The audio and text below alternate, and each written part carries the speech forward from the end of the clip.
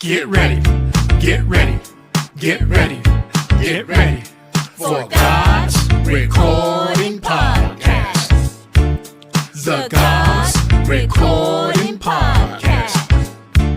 The God's Recording Podcast. The God's Recording Podcast. I was glad when they said unto me, let us go into the house of the Lord. Psalm 122.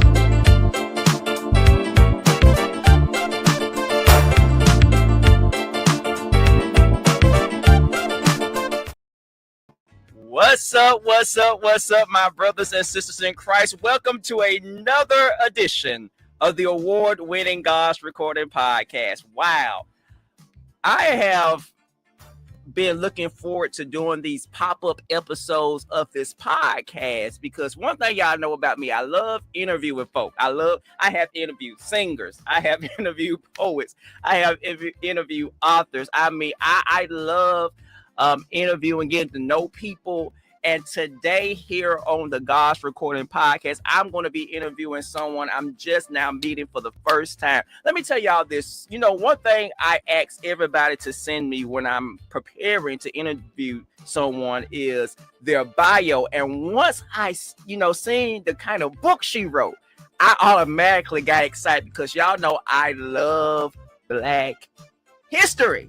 So I am looking forward to interviewing her here on this episode of the God's Recording Podcast. But before we get to that, I just want to go ahead and remind you all why we are doing these pop-up episodes, because this coming November 8th, 11 a.m. to 3 p.m. in Aiken, South Carolina, the second annual Our Words Matter Black Author Expo. Let me tell you all this. Like I said the last time I was here with you all, if you live out of town, if you're not local, of course, if you're local, come. But if you're out of town or out of state, but you are so interested in just coming and just being a part of this event, whether as someone who's looking to buy a book or whatever the case is, trust me, it's worth the trip. And I'm not just saying that to be saying that. When I tell you last year was a great time, let me tell y'all about last year real quick, because I didn't really talk about that a whole lot. Well, I was upset that it ended because it was so much fun, and it was just to be in a room full of authors. It was just so great, and just I'm gonna just keep it real, just to see authors, Black authors, did something to me. It just was a beautiful one. I was spending more time at going to other people's table than staying at my own table. And I forgot, oh, wait a minute, I'm an author here. I got to stay at my table. But it's a great time. And I'm looking forward to this interview today here. And I haven't told her this, but reading her bio, it gave me encouragement because she got her doctorate and I'm working on mine. So, it's been rough. I ain't gonna lie. But that's what I mean right there. When you see other people have made those accomplishments, it gives you the encouragement. Hey, I could do it. I can make it. So it's just, as y'all can tell, I'm just excited about this today. So I'm not gonna waste no more time. I'm going ahead and bring her in because I'm ready to get started with this interview. Please welcome, for the first time ever here on the God's Recording Podcast, the author of Standing on Our Ancestors' Shoulders. Please welcome Dr. Mary Stewart. Please welcome to the God's Recording Podcast. Thank you. Thank you for having me. Yes, ma'am. I'm honored to have you here with me on this episode, and I'm really like I said, encouraged by not only just reading about what the book is about, but also just your bio has encouraged me, during my particular journey. So I just wanted to share that with you. Thank you. Yes, ma'am. So at this time, I'm going to only ask a few questions. Well, I normally say this for like the middle, but I feel led to say this now. What has been the most rewarding part when it comes to being an author for you personally? The rewarding part is really getting the words down and sharing them with others, and having others really review, make comments, ask questions, increase their about their desire to know more. That's really exciting for me. Yes. And being an author, did you ever think that one day you would be an author? My background, I'm a health educator, and so publishing, articles for healthcare journals has been a part of my actual role as a past faculty, etc. So I was an author in that perspective. Writing a book is something that I thought of, not but hadn't really pushed until this particular time, and it was because of the subject and the matter at hand that really stimulated this book. Yes. And I should have mentioned that because in the bio talking about you your research writing skills were enhanced by your previous role as a healthcare educator and and stuff like that is stuff we need in today's time, and to be able, because honestly, I grew up with the saying, wherever what people don't want you to read is in a book or it's somewhere, and it challenges you to read. And that's one thing I wish a lot of younger people would understand the importance of reading and doing your research, so you can have a better understanding, and not only have a better understanding, but also become more educated with things. Because that is sadly becoming a lost art to read, and it's good to see stuff like that still out there. Because one thing about me, I love doing my research. I love researching. So um there's a lot of people I know that are watching this right now that are looking to become an author, looking to, accomplish goals or whatever the case is. So what words of encouragement would you give those who are looking to publish a book or accomplish any type of dream or goal? Go for it. That's the primary thing. You have to do the actions. To sit and talk about it will not make it happen. Your actions might be talking to others who have did this, the same that you're looking to do, going out and research, asking questions, writing down ideals, putting it on paper. So go for it. Yes. Yes. I love how you are straight to the point with that, because it may sound simple. Well, not let me put it like this. Some people say that sounds too easy or simple, but really, you just got to put your best foot forward. You got to start somewhere. Nothing comes easy, but you got to start somewhere and go for it. Is some great advice. And of course, I really want to get to you talking about your book, because one thing I love to look up back at about Black history is about like stuff from back before my time, before I was born or whatever, or before my grandmother was born, looking back from whence we came. And the title of this book, so when you first sent me the intro and everything for the book, the title itself got me hooked. It got me to say, I'm definitely gonna get her book at the expo. Standing on Our Ancestors' Shoulders: Transformation of African American Life in Rural Georgia, 1930s through 1970s. Will you kind of, take your time and tell us about this book? The book came about because, as you stated, I'm also interested in history, any history, but particularly Black history. I'm also a researcher at heart, and that's part of my curriculum in regards to my doctorate studies. I'm a transplant to Georgia. My husband and I moved here about 15 years ago, and the church that we belong to happens to be in one of those communities that was a Black community, and the church was founded because it was near where people could walk to.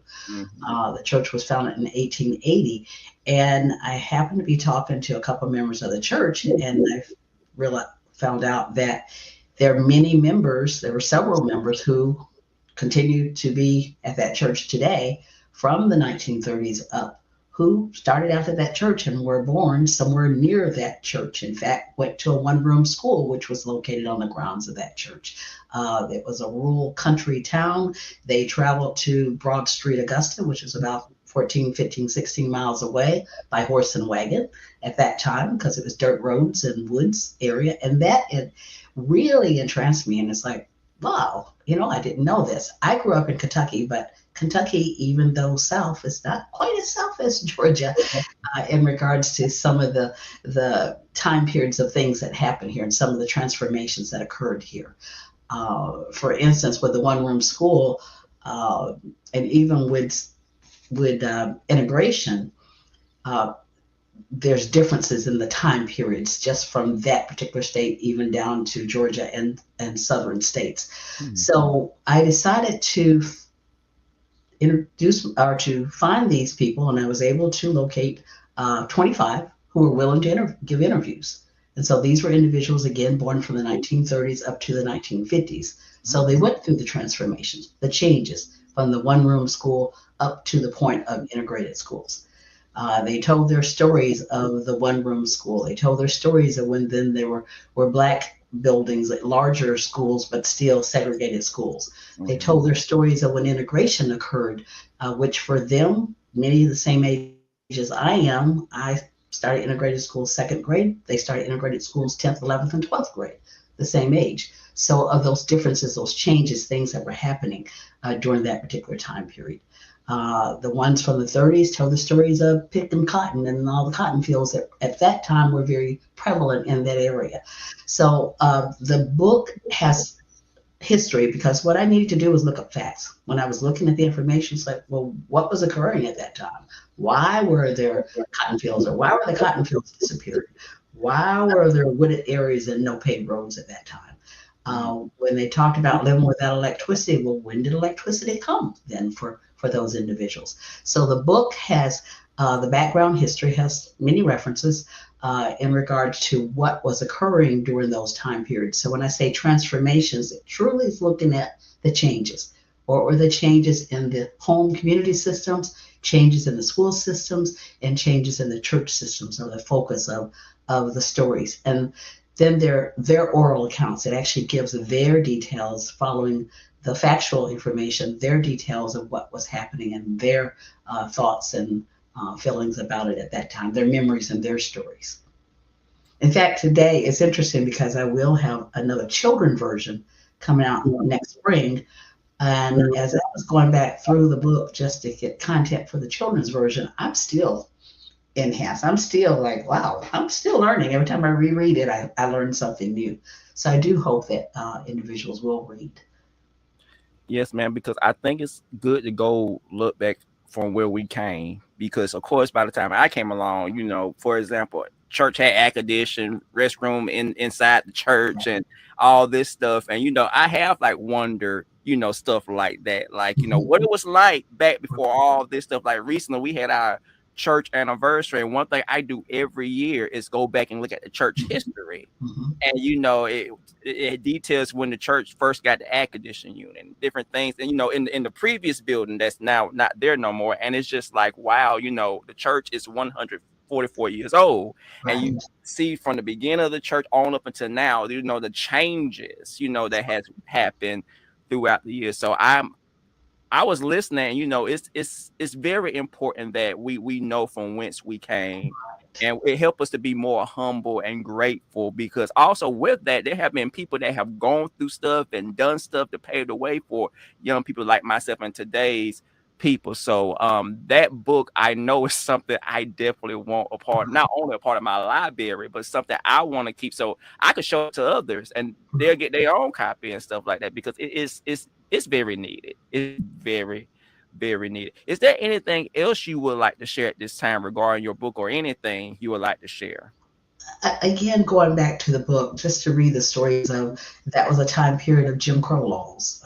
How did individuals live through that time? What were their experiences during that time? That was a period, as I said, of living without electricity in the earlier years. How did they do that? What did they do? So those kinds of things, I think, I agree with you, our youth, as well as us, we need to know more and understand the challenges that and the push forward and the resilience and the faith that it took for our ancestors to continue to move on to help us move to the level that we are today. The book also, with its history, talks about why, again, why were those challenges occurring? Where did we start from? And we have to think about the Civil War, and it talks about that. How does the Civil War relate to slavery and then freedmen? How does it relate? So the book again gives information and details in regards to how we and where we are today and how we move forward and some of the challenges we had then. So, Awesome.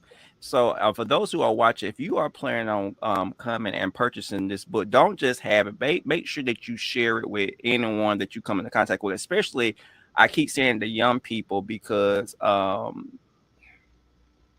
in some cases, I don't think a lot of young people understand the importance of understanding where you came from and how you are able to enjoy certain things or experience. Because, like, for example, this book expo, there was no such thing like this back in that time, and we're not in a place where we could be in a room full of Black authors. It's just, it makes me personally feel more grateful for what has God, first of all, what God has done for us, and also what others have went through, and just learning about, that part of history that's not talked about as much as it needs to be in today's time. So, first of all, I commend you for writing that kind of book and doing that research so we can learn more. Everybody who reads it can learn more, because it's amazing how, we could read so much and learn so much, but it's always something new that pops up that you did not realize. So, y'all be sure to go in the description to this podcast, whether you're watching on YouTube or Facebook, and make sure you